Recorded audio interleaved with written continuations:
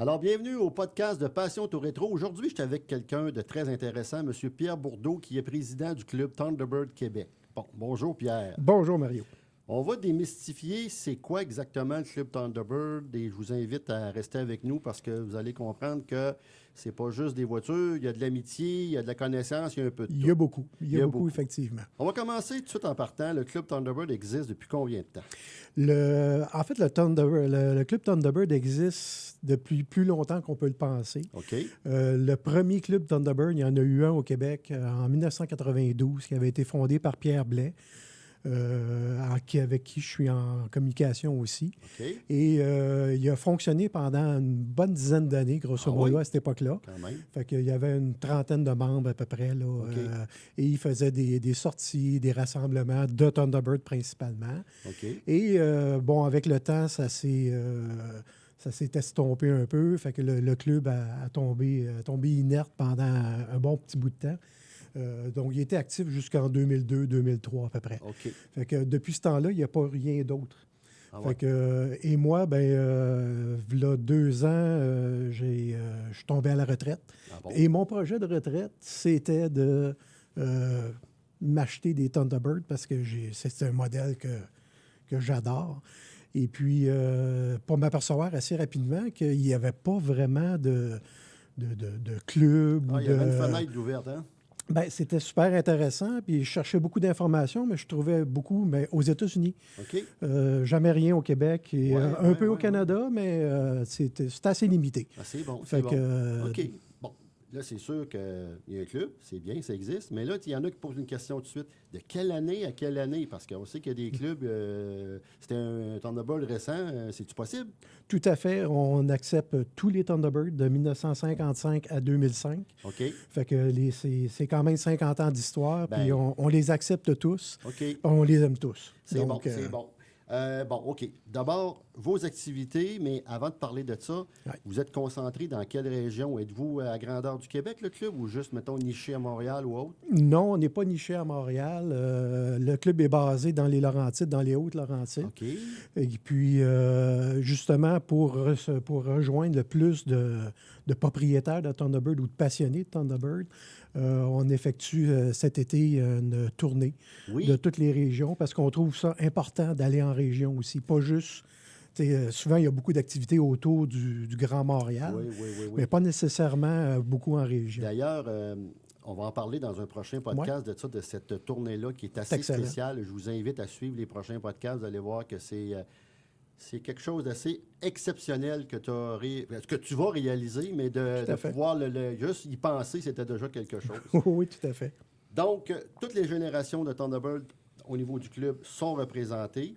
Qu'est-ce qui distingue plus le club Thunderbird, mettons, qu'un autre? Parce que même si j'ai un T-Bird, moi, je peux m'en aller avec n'importe quel autre club de région qui sont ouverts à toutes les marques, là. Mais ça m'apporte quoi, moi, de m'en aller chez Thunderbird plus précisément? Ça apporte beaucoup. Ça apporte beaucoup dans le sens que la plupart des propriétaires de Thunderbird, il en reste beaucoup moins maintenant sur le marché des Thunderbird et des propriétaires qui en ont. Mm-hmm. Et souvent, on est isolé. C'est dans le sens qu'on a notre voiture, on ne connaît pas beaucoup d'autres propriétaires de Thunderbird et c'est difficile d'échanger. Puis au Québec, on a un phénomène qui est la langue française. Oui. Fait que, donc, c'est pas nécessairement tout le monde qui s'exprime bien ou qui comprend bien l'anglais. Je comprends. Puis beaucoup de sources d'informations est aux États-Unis ou dans le Canada anglais, mais surtout aux États-Unis. Fait que, donc, ça permet aux gens qui sont membres du club de pouvoir s'informer en français, en anglais aussi, remarque, mais au moins d'avoir de l'information disponible et de pouvoir échanger avec d'autres propriétaires lorsqu'on fait des rassemblements et des activités là, quelconques. Je comprends. Pierre, toi, là, tu me parles de Thunderbird depuis tantôt, mais à part de où, cette passion-là? Ça part de loin. Ça part de loin. J'étais ticu dans le temps. J'avais 12 ans, 13 ans. Et le voisin à côté de chez moi, c'était un... En fait, lui, il changeait de voiture à tous les 2 ans. C'était un mode, ça, dans le temps. Je me rappelle. Hein? C'est pour ça qu'il y a des années impaires ou pères là, qui étaient plus en production que d'autres. Oui, effectivement. Excuse-moi, je te laisse continuer. Non, c'est bien correct. Oui. C'est bien correct. Non, c'est ça. Puis lui, il changeait régulièrement et il achetait toujours des Thunderbird. Fait que, et il est arrivé à un moment donné avec la 67, OK. qui n'est pas la plus belle des Thunderbirds. Ben, Non. pour beaucoup de monde, c'est pas la C'est-tu plus le modèle belle. qui porte, qu'on dit suicide, ça? Il y a les portes suicides dessus, OK. effectivement. Il y a Pour- les phares On escamotables va en parler avant. français, les portes antagonistes. Oh mon Dieu, je ne savais pas le terme. Ben tu oui, vois. ben Bon, oui. ben là, je vais pouvoir me coucher plus intelligent. Ah, ben oui. Grâce à toi. Ah, ben, Fait que non, c'est ça. Il est arrivé avec une 67 et c'était, pour moi, dans mes goûts à moi, évidemment, c'était la voiture de rêve que je voulais. oui. Fait que, mais quand tu as 12 ans, 14 ans, tu ne penses pas à acheter ça nécessairement. Non. Tu n'es pas rendu là. Puis bon, avec le temps, j'ai pas pu acheter une voiture ancienne avant un bon bout de temps. Et puis, c'est ça. À un moment donné, quand j'ai eu l'occasion, v'là 3 ans à peu près, grosso modo, j'en ai trouvé une qui était du côté de l'Ontario, qui était, pas de l'Ontario, mais de l'Alberta. OK. Fait que, qui était porte-suicide, les 4 portes suicides. Ouais. C'est exactement le modèle que je voulais, bleu, avec le toit de vinyle, etc. Fait que j'avais des conditions, disons, spécifiques. Favorable. Voilà, exactement. Fait que, ouais, je l'ai fait venir de Calgary par train jusqu'à Montréal. Et puis, écoute, j'ai même pas pu conduire la voiture jusqu'à présent. Ça fait 3 ans que je l'ai. Ah oui. Ouais, elle est en restauration, mais on fait une restauration complète, frame-off. OK. Fait que frame-off, je ne pourrais pas dire en français, là, mais Regarde, en on dehors veut- du châssis. On veut que les gens comprennent que c'est ça. Hein? Voilà. Un pare-choc, c'est un bumper. Voilà, OK? fait qu'on va restaurer tout le véhicule au complet, aller jusqu'à chaque boulon.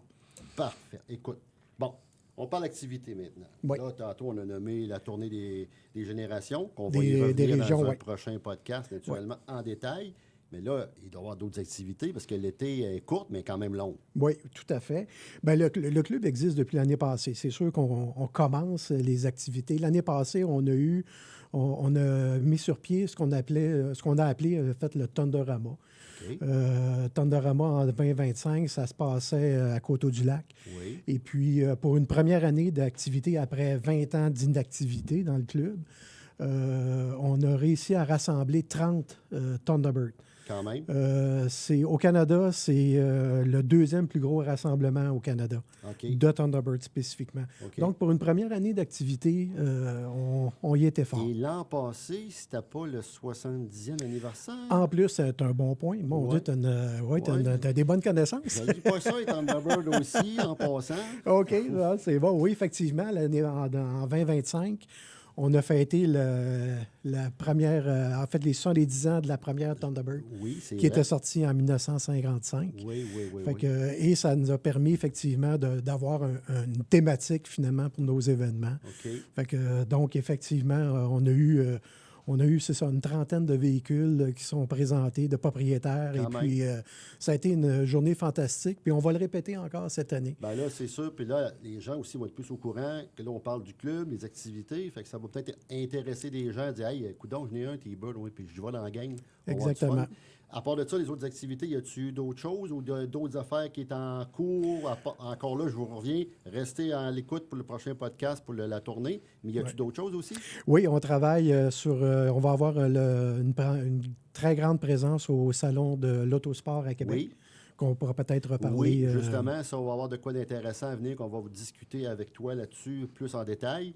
Pour entrer membre, ça coûte combien? Ça, c'est le côté, c'est la bonne nouvelle, ça coûte rien. Ben voyons donc, Ben oui, ça arrive, hein, des fois. c'est gratis. C'est gratis. Aïe, aïe. Fait qu'effectivement, moi, je le fais par passion. C'est vraiment, pour moi, c'est plus qu'un passe-temps. C'est OK. vraiment une passion.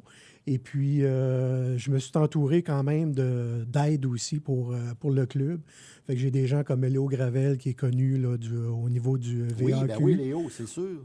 Fait que, et on a plusieurs qui sont passionnés de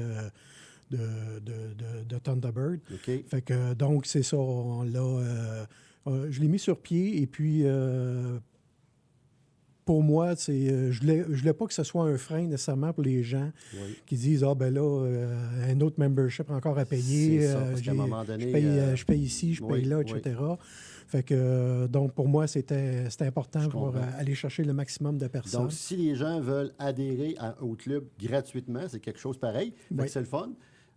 Ils consultent, vous avez une page Facebook sûrement. Oui, on a la page Facebook Thunderbird Québec. OK. On a un site web qui s'en vient. Il est en construction présentement, OK. qui va être thunderbirdquebec.com. OK. On fait ça Simplement. simple. Là. Oui, voilà, exactement. Sinon, les gens peuvent simplement nous écrire à info@thunderbirdquebec.com. OK, c'est intéressant. Parfait. Hey, Pierre, je pense qu'on a fait le tour pas mal. Puis dans les prochaines capsules qu'on va faire ensemble, on va en reparler. Donc, restez des notes prochainement, d'autres beaux podcasts à faire. Je te remercie d'être déplacé à Québec pour venir parler de ça avec nous. Et puis, les gens, manquez-nous pas pour les prochains. Merci. C'est moi qui te remercie.